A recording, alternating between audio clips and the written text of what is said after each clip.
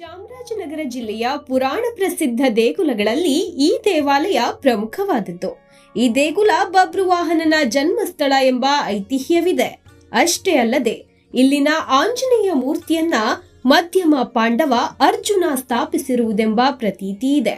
ಚಾಮರಾಜನಗರದಿಂದ ಸರಿಸುಮಾರು 7 ಕಿಲೋಮೀಟರ್ ದೂರದಲ್ಲಿರುವ ಹರಳುಕೋಟೆ ಆಂಜನೇಯ ಸ್ವಾಮಿ ದೇಗುಲದ ಪರಿಚಯ ಇಂದಿನ ಸಂಚಿಕೆಯಲ್ಲಿ.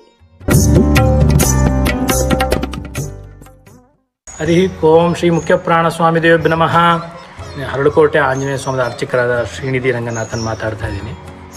ಇದು ಹರಳುಕೋಟೆ ಮಣಿಪುರ ಅಂತ ಹೇಳಿ ಬಬ್ರುವಾಹನ ಇದ್ದ ಸ್ಥಳ ಅಂತ, ನಾಗರಾಜ ಉಡುಪಿ ಚಿತ್ರಾಂಗದ ಇದ್ದ ಸ್ಥಳ ಅಂತ ಕರೀತಾರೆ ಇದನ್ನು. ಇವನು ಅಭಯಪ್ರದಾಯಕ. ಮೇಲ್ಗಡೆ ಒಂದು ಕೈನ ಎತ್ಕೊಂಡು ಬಲಗೈನ, ಇನ್ನೊಂದು ಕೈನ ನಡುನಲ್ಲಿ ಇಟ್ಕೊಂಡಿದ್ದಾರೆ.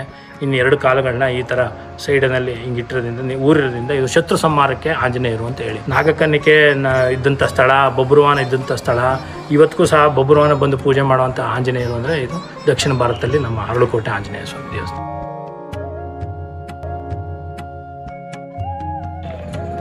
ಸರ್, ಅದ್ರ ಮುಂದೆ ರಾಮಸಮುದ್ರ ಅಂತ ಸಿಗುತ್ತೆ. ಇದು ರಾಮಸಮುದ್ರ, ಕರ್ನಿಜುಪುರ, ದೊಡ್ಡಮಾಳೆ, ಚಿಕ್ಕಮಾಳೆ, ಚೆನ್ನಿಪುರ ಮಾಳೆ ಅಂತ ಇದೆಲ್ಲ ಇವು ಆಂಜನೇಯನ ಒಕ್ಕಲು.